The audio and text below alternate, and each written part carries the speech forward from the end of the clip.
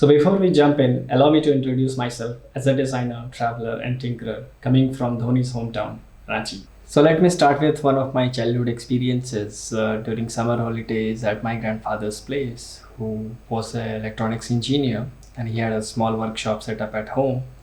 And some of my best days spent during the holidays playing with small electronic components lying here and there, just like a Lego pieces, without even knowing about their functionalities. I was always curious to know about how things works. Thanks to my father, a mechanical engineer who always helped me to find answers about how things are made and why. He never stopped me from questioning things, and I think that's very important for a designer. This developed my keen interest in science during early schooling. But as I grew up, I discovered that I was terrible at mathematics and I ended up failing in board exams. I felt little shattered with this news because I was pretty sure that I'm not going to get into any good engineering colleges, forget IITs or NIT. This failure gave me time and space to think about what I'm going to really pursue in life, because from where I'm coming from, if you're not an engineer or a doctor, then your worth is being judged. But things are slowly changing, and students are more sensitized towards diverse set of career options, not just limiting their vision towards pursuing engineering or medical. Somehow, my early childhood explorations in art and science developed my passion into it.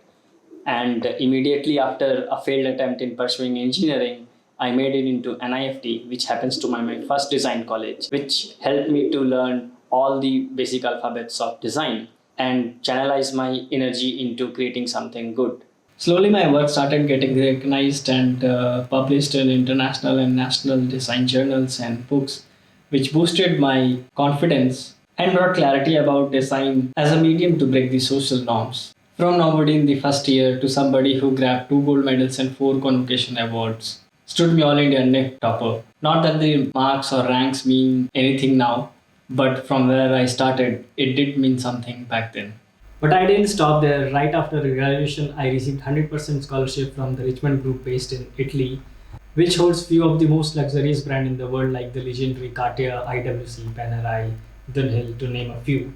But sadly, I wasn't able to take this opportunity because of the higher cost of living in abroad. This made me go back to Indian design industry and start my career at Decathlon India Limited and Adinox. This turned out to be a blessing in disguise because I got an opportunity to elevate my learning and understanding that how from a concept I can bring an idea to market for the end user. And looking at the impact everyday products left on a consumer's life and bringing happiness can't be equated with any other feeling. But at some level, the thirst to learn even more motivated me to pursue masters, and I landed up in NID Ahmedabad, set up by Indian government under the supervision of Charles and Ray Ames. The free culture at NID provided a life-changing learning experience, since the mentorship received there helped us to rewire our thinking process and look things at a systemic level, not just in isolation. The learning from system design module helped me to get an opportunity to present a research paper at System Design Symposium RSD7 held at Torino. The research paper is currently archived at OCAD University, Toronto. This exposure further rewarded me with several national and international awards, such that the prestigious Red Dot Awards, which is considered as Oscar's equivalent in the field of product design, with awarded designs exhibited in design museums in Singapore and China. If you were to ask me what inspires me to award winning designs, then I would like to reveal with you the Japanese concept of Kanso, a Zen philosophy which inspired me the most. It means simplicity or elimination of clutter. It reminded me not to think in terms of decoration, but in terms of clarity, a kind of clarity which can be achieved by omission or exclusion of non essential elements from the designs. On another hand, critical design starts with framing the right questions, like how can design humanize our relationship with technology? How can designers create objects so that not to create a society of waste? How can we design with people so as to empower them? And lastly, how we can design for future so that to build resilience.